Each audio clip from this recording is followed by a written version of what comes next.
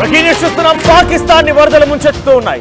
ఎడతెరిపి లేకుండా కురుస్తున్న వర్షాల కారణంగా భారీ వరదలు ఆ పాకిస్తాన్ ప్రజల్ని ముంచెత్తుతూ ఉన్నాయి. ఇస్లామాబాద్ సహా పలు ప్రాంతాల్లో వరద నీరు ఇళ్లలోకి చేరింది. భారీగా వర్షాలు వరదల కారణంగా ఇప్పటికే 270 మంది మరణించారు. సుమారుగా 600 మందికి చాలా తీవ్రంగా గాయాలనేది తెలుస్తోంది. వర్ష బీభత్సంతో రోడ్లు బ్రిడ్జిలన్నీ కూడా కొట్టుకుపోయాయి, పూర్తిగా తెగిపోయాయి. రోడ్లన్నీ ధ్వంసమయ్యాయి, బ్రిడ్జిలన్నీ కూడా పూర్తిగా అవన్నీ కూడా ఆ పిల్లర్లతో సహా కుంగిపోయాయి.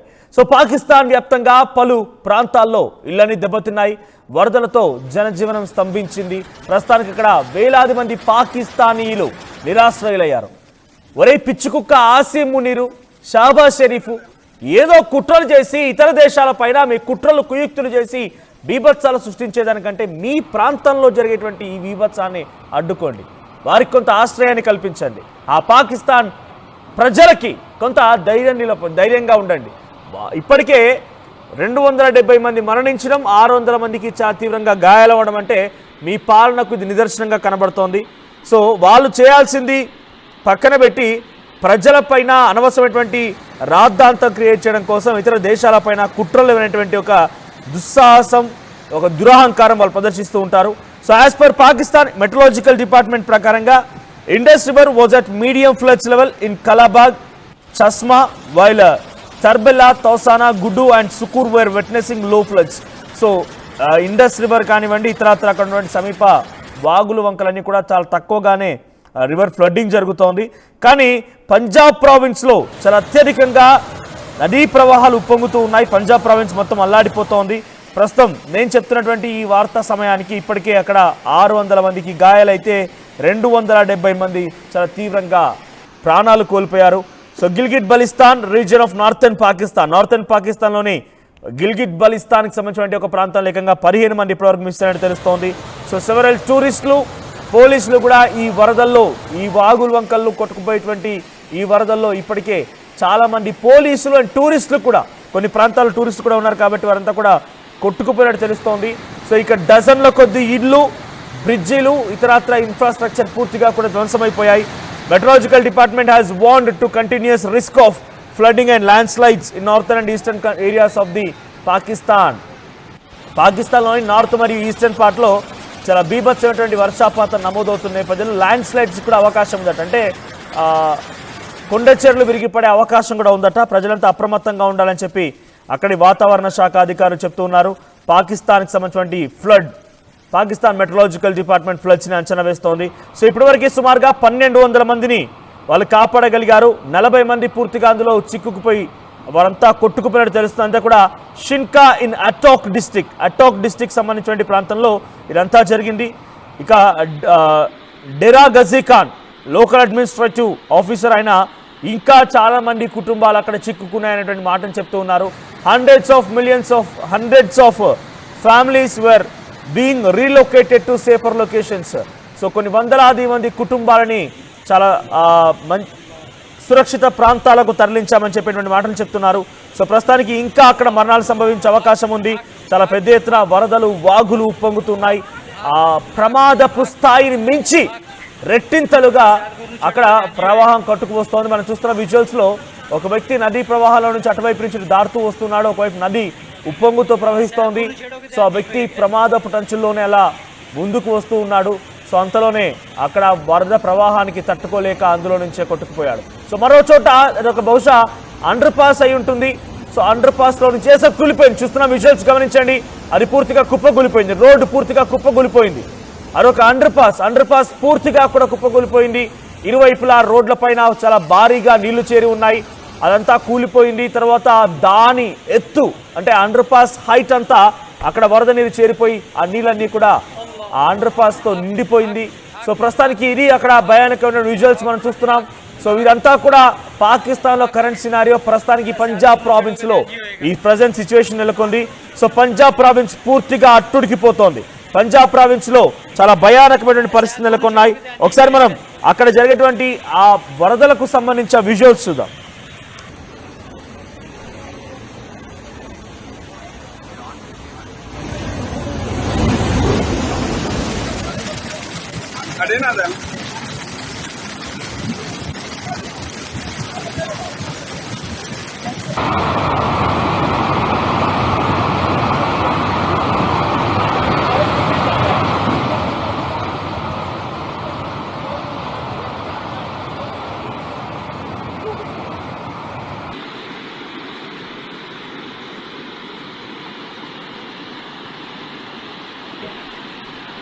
ఇప్పటివరకు నేను ఈ వార్త చెప్పే సమయానికి సుమారుగా 270 మంది మరణిస్తే సుమారుగా దాంట్లో 150 మంది చిన్నారులే ఉన్నారు. సో మిగిలినటువంటి ఒక సుమారుగా 700 నుంచి 700 మంది వరకు చాలా తీవ్రంగా గాయపడిపోయి ఆసుపత్రిలో చికిత్స పొందుతున్నారు. సో ఒక్కసారిగా ఈ వర్షపాతం తీవ్రం కావడంతో చాలా ప్రాంతాల్లో కూడా ఇదేటువంటి పరిస్థితి నెలకొంది. సో పంజాబ్, ఖైబర్ పఖ్తూన్ఖ్వా, సింధ్, బలూచిస్తాన్, గిల్గిట్ బల్టిస్తాన్ ఈ అన్ని ప్రాంతాల్లో మరీ ముఖ్యంగా అర్బన్ ఫ్లడ్డింగ్స్ అంటే మహానగరాల్లోనే ఈ రకమైనటువంటి వరదలు ఉప్పొంగుతున్నట్టు తెలుస్తోంది. బికాజ్ అక్కడ లో లయింగ్ ఏరియాస్లో వరదలు ఉప్పొంగుతూ ఉన్నాయి. అర్బన్ ఫ్లడ్డింగ్ అంటే మహానగరాల్లోనే ఇటువంటి వాతావరణం నెలకొంది. సో ఇంపాక్ట్ ఆఫ్ ఫ్లడ్స్ వల్ల ఎటువంటి ఇంపాక్ట్ ఉందనంటే చాలా వరకు వెహికల్స్ అన్ని కొట్టుకుపోయాయి. ల్యాండ్ స్లైడ్స్, కొండచెర్లు విరిగిపడుతూ ఉన్నాయి. హైవేలు పూర్తిగా బ్లాక్ అయిపోయాయి. కొన్ని వందలాది వేలాది ఇళ్ళు పూర్తిగా కూడా ధ్వంసమైపోయాయి. ఇన్ఫ్రాస్ట్రక్చర్, రోడ్స్ అండ్ బ్రిడ్జెస్ పూర్తిగా కూడా ధ్వంసమైపోయాయి. Many people have been displaced అంటే కొట్టుకుపోయారు. వారి యొక్క గమ్యాన్ని చేరుకోవడంలో చాలామంది ప్రయాణిస్తున్న వారంతా కూడా బ్రిడ్జిలు విరిగిపోవడానికి, రోడ్డు విరిగిపోవడానికి కొట్టుకుపోయారు. సో ప్రస్తుతానికైతే అక్కడ పాకిస్తాన్ మెట్రలాజికల్ డిపార్ట్మెంట్ ఇంకా మరింతగా భారీ వర్షపాతం వచ్చే అవకాశం అని చెప్పి వాతావరణ శాఖ హెచ్చరికలు జారీ చేస్తోంది. సో సురక్షిత ప్రాంతాలకు వెళ్ళాలని చెప్తోంది. ఎమర్జెన్సీ కిట్స్ని అక్కడి ప్రజలకి అందించే ప్రయత్నం చేస్తోంది. సో నార్థన్ ఏరియాస్కి, ఈస్టర్న్ ఏరియాస్కి ట్రావెల్ని పూర్తిగా రద్దు చేసుకోమని కూడా ఆదేశించింది. సో ఇటువంటి వర్షపాతం 2024లో కూడా చోటు చేసుకుంది. అప్పుడు కూడా ఈ రకంగా నమోదైంది. సుమారుగా 212 mm అంటే సుమారుగా 21 సెంటీమీటర్ల వర్షపాతం నమోదైంది. అప్పుడు సుమారుగా 51% మంది ప్రజలు ఈ రకంగానే తీవ్ర ఇబ్బందులు పడ్డారు. అంతకంటే మునుపు 64 ఏళ్ల క్రితం ఇటువంటి ఒక వర్షపాతం నమోదైతే ఆ తర్వాత మళ్ళీ 2024లో వర్షపాతం నమోదైంది. ఇప్పుడు మరోసారి వర్షపాతం నమోదవుతోంది. సో 2024లో నమోదైనటువంటి ఆ వర్షపాతాన్ని, ఆ తుఫాన్ని అస్నాగా పిలిచారు. అరేబియన్ సీ 2024 ఆగస్టులో ఎగ్జాక్ట్గా ఇదే సమయానికి ఏడాది క్రితం కూడా అక్కడ ఒక భారీ బీభత్సం సృష్టించబడింది. So southern Punjab, Balochistan, Sindh and northern regions ఉన్నటువంటి ఖైబర్ పఖ్తూన్ఖ్వా ఈ ప్రాంతాల్లో జూలై, ఆగస్టు వచ్చిందంటే చాలు భారీ వర్షాలు నమోదవుతూ ఉంటాయి. ప్రజలంతా ఉక్కిరిబిక్కిరి అవ్వాల్సిందే. 2022లో కూడా ఫ్లడ్స్ వచ్చాయి. అప్పుడు కూడా సుమారుగా 33 మిలియన్స్ ప్రజలందరూ కూడా ఈ భారీ నష్టాన్ని చవిచూశారు. సో ఇప్పుడు మరోసారి అటువంటి వర్షపాతం నమోదవుతోంది. సో ఏదేమైనా ఒరే ఆసిమ్ మునీర్, షహబాజ్ షరీఫ్ ప్రధాని అండ్ ఆర్మీ చీఫ్, మీరు ఫీల్డ్ మార్షల్లు లేకుండా తోటకూర కట్ట ఇవన్నీ కాదు. మీరు ఫస్ట్ మీ ప్రజల్ని కాపాడుకోండి. అక్కడ బీభత్సం జరిగిపోయి మొత్తం అల్లాడిపోతున్నారు. రోడ్లపైకి ఈ స్థాయిలో వరద నీరు వస్తుందని అంటే మీరు కనీసం ప్రజల్ని కాపాడుకోలేకపోతున్నారని మాత్రం చాలా స్పష్టంగా అర్థమవుతోంది. అక్కడ బ్రిడ్జెస్ కుప్పకూలిపోతున్నాయి, రోడ్లన్నీ ధ్వంసం అవుతున్నాయి. ప్రజలంతా ఒక రకంగా హాహాకారాలు ప్రతిధ్వనిస్తూ ఉన్నాయి. ముందుగా వాళ్ళని కాపాడుకోండి.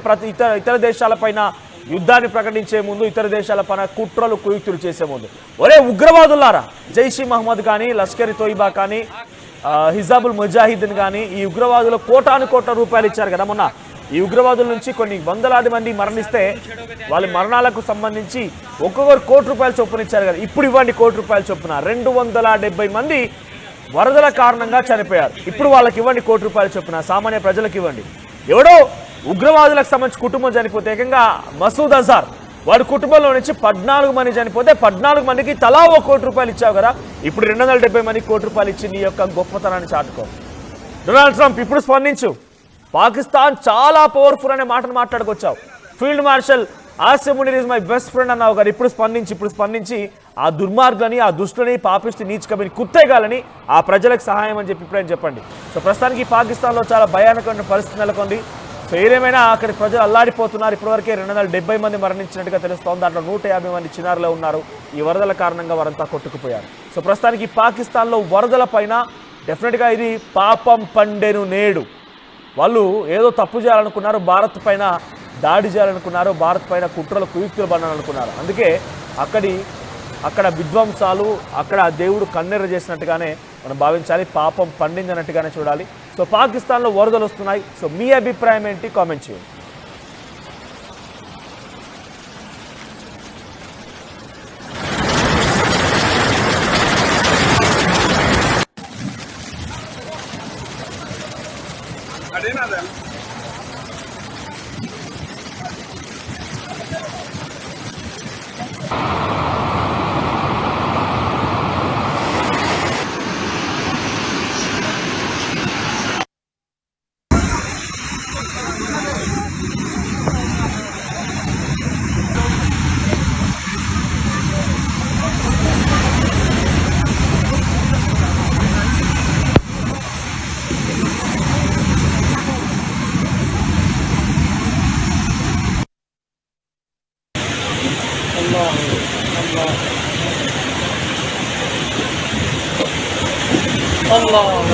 हक हक हक हक हक हक हक हक हक हक सैदपुर नूं छेड़ोगे तो इंज ही होएगा।